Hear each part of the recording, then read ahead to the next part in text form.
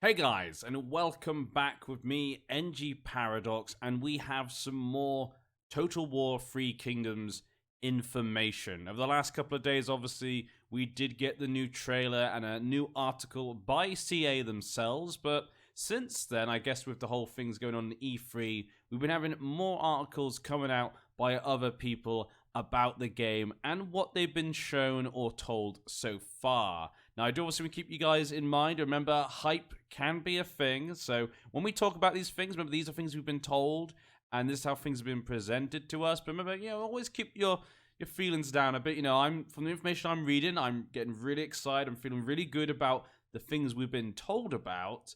But whether they will work as they say they do, obviously we don't know. And obviously as well, there's still lots of things we have not seen that we don't know if they will add or how they will work in the first place. So I think it's best to keep that in mind as we read through. But we have a couple of articles here, one from CGM and one from PC Gamer. They add a lot of new information, which I think is really useful to learn about right now. So if we go through very quickly, the CGM one kind of talks about the battle that they played. You got to play a battle, apparently, as Cao Cao, I think, against Lu Bu, he was saying. And during this battle, he had to play a siege, as we can see from the screenshots here. So we get our first kind of screenshots of the sieges here. Now, looking at this, you can see here, it looks pretty nice. We've got lots of units here. And actually, the units look pretty big. Like, the unit sizes look really nice. We can see one guy that I'm assuming that's one of the generals right there, the hero units, as I guess they might be called. But it looks pretty good. Now, the one thing that would concern, I think, some people is the fact that from the screenshot we've been shown one wall. And obviously, I think a lot of people, when they think of Total War, the thing that they first worry about is, are the sieges going to be like, Warhammer sieges? That's the thing. People don't want that. People want proper big sieges. And I would say from this screenshot and the other photos we're shown, it probably is not going to be like that. Obviously, I don't know, but it probably isn't. We can see here, there is a curve that goes around there. Now, maybe it's just, two walls, and we have that sometimes in Warhammer as well. We can see off there in the distance the palace, and that's very far away. Now, can we go all the way around? Do we fight all the way through? Does it only go a little bit through, and that's all kind of nice little details in the background? I don't think it is, just based upon the other photos we're showing. One thing, this photo here is obviously being fought inside the I guess the city, we should say. It's not really a castle. It's being fought inside the city there. And also this photo down here is a screenshot of inside, and this is the second wall. We do seem to have walls on the inside, so we can actually see the wall there as well. So there will be the first wall and the second wall. Now, obviously, we haven't seen a screenshot beyond this wall. So it could be that maybe we can only go through the first wall and the second wall blocks. Maybe we can't go through that. I would say if they did do that, that'd be crazy. Because based upon the top screenshot we can see up here, you can see that there's Cao Cao leading his men, and here is the city, and we can see all four. Now, obviously, this is not in-game footage, but you would assume that maybe they'll do it like in Shogun games and stuff, where you could basically surround the entire castle or city. I'm hoping that's what it will be like. That maybe they'll do it like this, because it wouldn't be as too hard to do. A lot of cities in China, they can do quite like this. So I'm really hoping that's what this is showing here, is that we can go all the way around. We can fight all the way through to the palace and stuff. We can see there's little civilians here and there, reminding me, I think, of Attila. I think you could do that. I'm assuming you're going to be able to burn it as well, possibly. That might be a thing. There's a lot of smoke and stuff, so it does give me that very Attila feeling, which is really nice. I did like these sieges in Attila, so I'm really hoping that is a sign of things to do with this. So, obviously, this is all speculation. Like I said, that's why I said don't get your hopes too high. Keep them restrained, but I think these are good signs so far, from what we can see. Until we get proper footage of the siege and proper kind of photos maybe next to the palace, I can't see any in this article. I'm going to keep my hopes restrained, but so far I'm liking what I'm seeing. If it does mean we can go all the way to Palace, I'll be very happy. This article here also talks about the fact that dueling is a big and important part of the game. So when you go into battle and your units meet another enemy unit, the generals can actually duel each other, and the other soldiers will not get in the way. They'll kind of, make a barrier and not kind of get involved in the fight, so the two generals can duel it out. Really happy for this. As someone who's read Remnants of the Three Kingdoms, I'm sure many of you have, or if you have not, you would not know. But for many people who do like the series and the book and the era, I guess we could say, this is a very important aspect. Duels were a really big part of the story. Many generals would fight each other, they'd call each other out to duel, and the outcomes of these fights could be massive. And it says here that that's what happens. If you do lose the battle, you'll suffer massive losses. I think it says it actually right here. It is a big risk, since once you lose, all troops under that commander suffer a major loss in morale. And you can run away, apparently. So, if you do feel you're going to lose the duel, you can run. But I think that also has a negative effect on the morale and stuff. New duel mechanic, where one of my commanders challenged one of the enemies. This mechanic sets the stage in an almost fighting game style arena where the two heroes brutally battle until only one is left standing, or one flees in terror. This aspect adds a new level of complexity to the toolbox of war you have at your disposal. And apparently from the other article, from what I could read, they will have abilities. So different generals have different abilities they can use in the duels. So this is really good. I'm very happy to see this. It's exactly the sort of thing I'd like to see. These characters are really important to the story. So being able to see them make these big moments where they could completely turn the tide of battle by beating the other general one-on-one, I'm really glad to see it in there. And it's something I think a lot of fans of this type of story and era would be expecting to see. So I'm really glad they did that. This article also talks about the art. Apparently the art is really good. Apparently they've been inspired obviously by Chinese art, but apparently they're saying one of the big things is just it's very obvious. It stands out really well and it looks really good. I can't remember exactly where it was, but it was in some part of the article. But it does sound as though from a lot of the other articles as well as an interview, that they're very proud of the art apparently. So that's a good sign. Hopefully it really feels authentic and really fits the period. That's something that's really important. They haven't done, a China game. Obviously they've done a Japanese game. They haven't done a China game before. They haven't done one set in China. So making sure they get the feeling correct and the aesthetics is really important. And this type of screenshot here makes me feel like they are. Well, sorry, not screenshot. This type of picture here, this art, really makes me feel they have. It feels very flat around here where the city is, but surrounded by mountains. That a lot of China is like that. Not all of China. China's very big. Many parts are completely different. But this does look very... This is very sort of the scene I'd like to see. The other article by PC Gamer goes into some other things and some more interesting things. He talks about the same thing. I think he played the same battle as well. But it looks like he also got to talk to them a bit more and ask a few questions. So most of this up here is the same sort of screenshots, etc. But it's mostly the same stuff there. But as we go down here, he talks about heroes and retinues turn total war into a soap opera with spears. The fact that they mentioned soap opera, obviously, I think would be quite...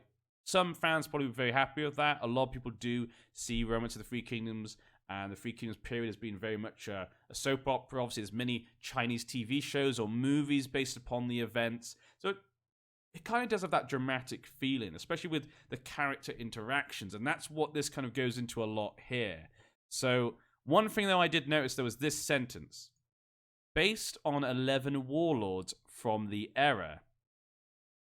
So this sentence has kind of confused me, because the fact they use the word warlord. I'll read the whole paragraph for you guys, so you try and get what I'm picturing here.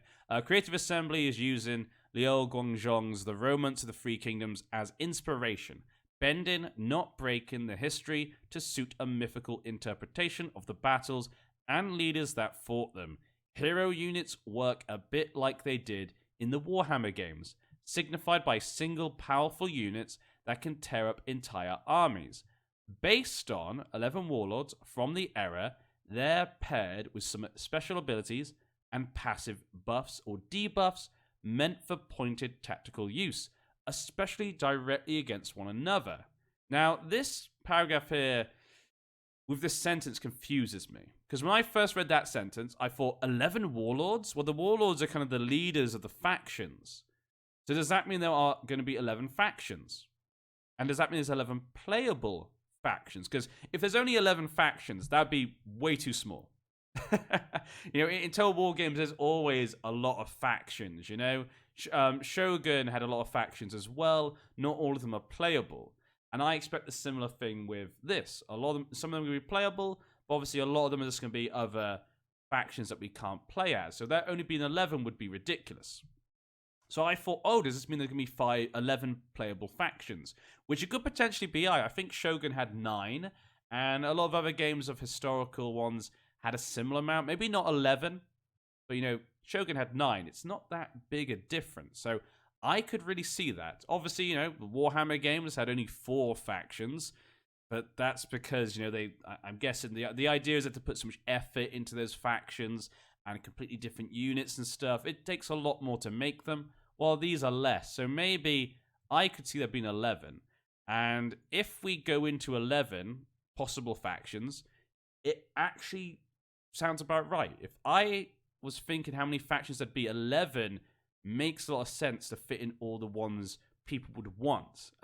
Now, I don't think this is what this sentence actually means. I think it actually means something else now that I've thought about it. But let me just go over what I think could potentially be the 11 factions, if there were 11 playable factions. Now, obviously, we're going to have, now we've got more information. We got Dongzhuo, obviously is going to be there. We've got Cao Cao is definitely going to be there. Yuan Shao has to be there. We've seen in the trailer. Liu Bei will be there. So these are 4 characters that we have seen in the trailer. So we can make a good guess and say they're probably going to be in the game. That's 4. Now the Sun family, Sun Jian, he definitely will be in. He's one of the men who his family forms one of the 3 kingdoms. He has to be in, so that's 5. And that leaves 6 others. Now if we talk about who are maybe important characters, maybe because of their interaction with characters or because of their geography, I would say we could go for Liu Biao. Liu Biao holds the central kind of area of China. He plays a big role with Liu Bei and stuff, and he's an important character. I think we could also then go for Yuan Shu. Yuan Shu, I think, would be a really good one to have in. Again, his interaction with many of the characters. He's important with the Sun family, especially Sun Ce. He has interactions with Liu Bei and Cao Cao and Yuan Shao. He kind of connects to a lot of them. So I think he would be an important character to have. Maybe he doesn't feel like a certain part of China that needs to be filled, but he's an important character. So that's 7. Number 8, I would say, would be Liu Zhang, Liu Zhang's father, because Liu Zhang, his father will rule the western part of China during the coalition, I would say. So that would then fill in the western part of China. So that's a big area that most of these guys don't fit in. And that's 8. So then we have 3 more if we were going to do that. Now, if it isn't 11 factions, I would say probably those 8 would be the most likely ones. But if there was 3 more, we can actually think of ones that would fit in very well. And these are popular characters, I would say, or ones that make sense. So Ma Teng in the northwest of China would be a great choice. A very popular character, and his son, Ma Chao, obviously is a very important general for the period. So it would make a lot of sense to have them in the game, and they'd be a very popular family, as well as being in the northwest of China.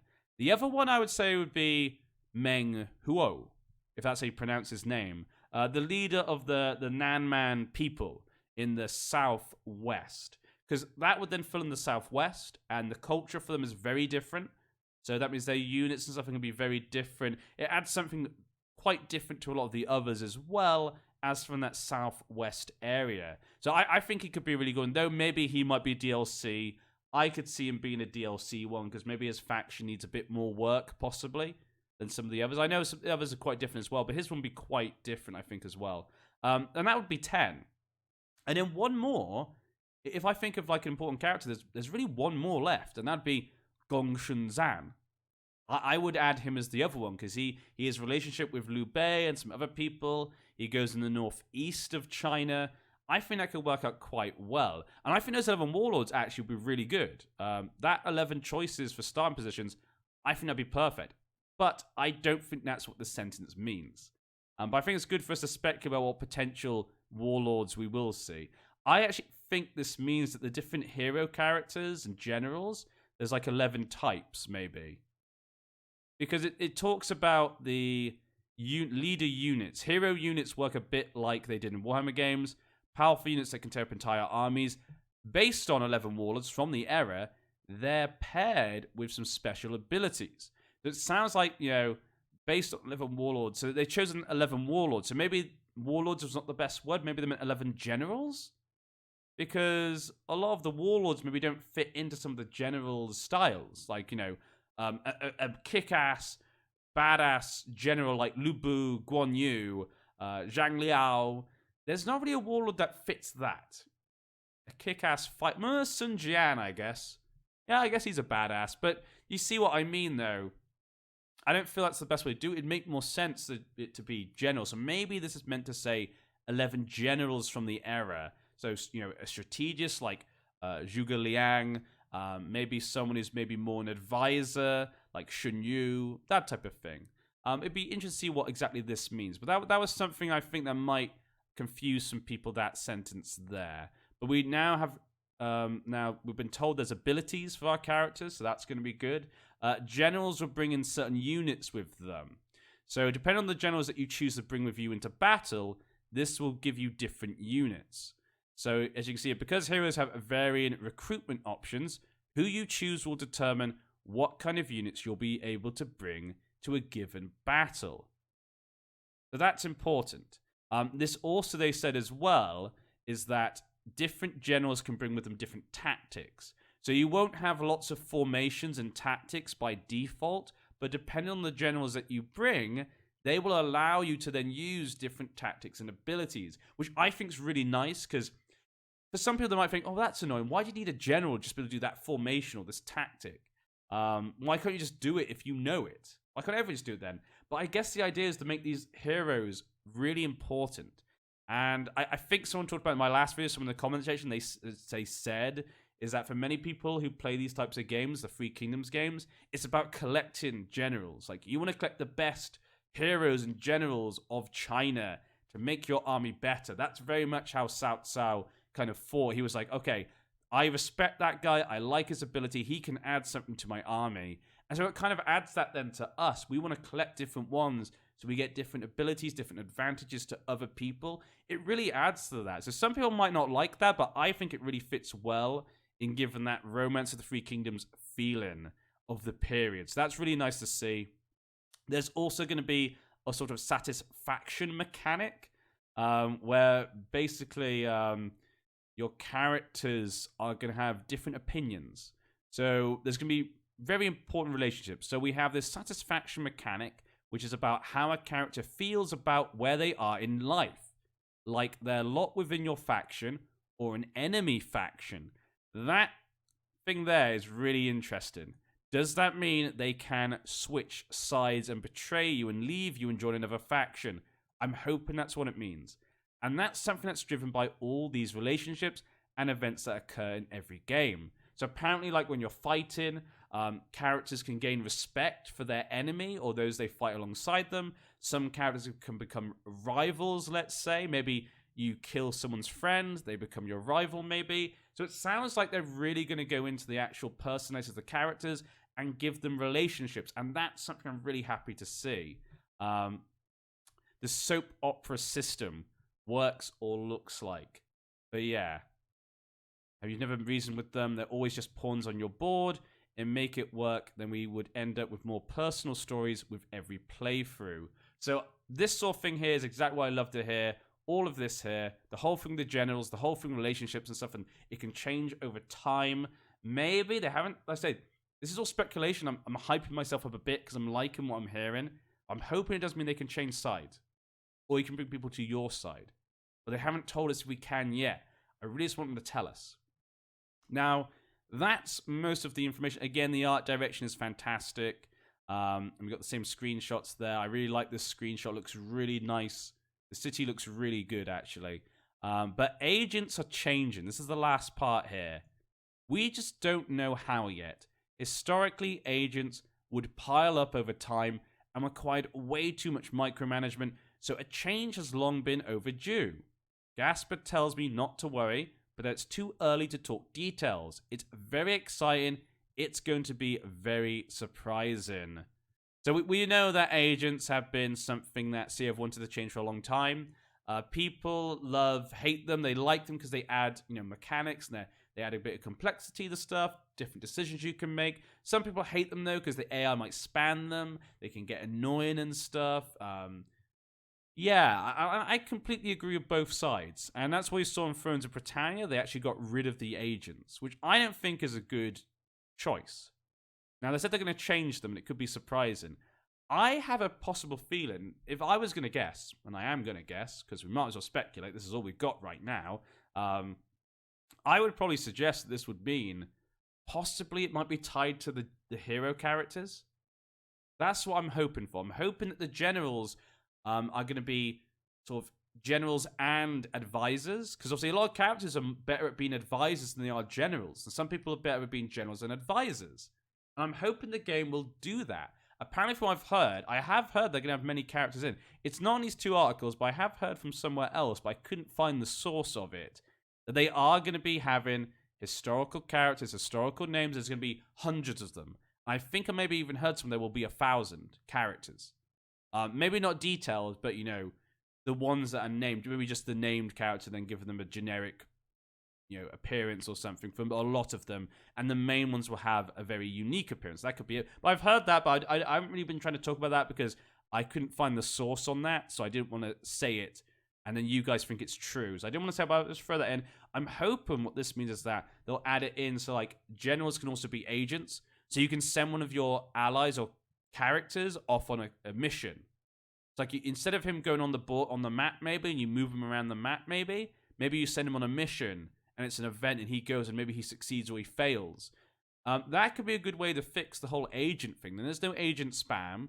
It'll just be an event that happens and affects you, and they can win and lose, and maybe you could put your characters in danger as well. So I think that is an important aspect for them to think about, because, like I said, a lot of these characters are more, advisors than generals sometimes.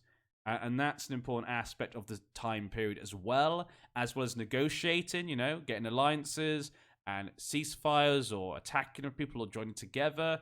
There's a very diplomatic time. So I'm really hoping they can improve it. But I'm not expecting to go that far with that, because we know diplomacy in Total War games tends to be lackluster. So, and then we've seen nothing about it so far. So I'm not going to push myself that far. I'm hoping maybe they could use agents as a way to make it better, though. By using the heroes as it, maybe not necessarily have agents. And I think I could fix it slightly as well, but definitely something's going to happen to agents. Something's happening, but we don't know. But that's really it, guys. You can see a lot of information to go through, and a lot of speculations we can make. But so far, what I'm hearing, and what I'm seeing, there's nothing I haven't liked. And that, for me, is slightly a good sign. But, like I say, we all can still remember the Rome 2 Carthage trailer. Yeah, that kind of was a trick in a way, but hopefully this is all true, and hopefully it lives up to the hype. We got a long time to wait.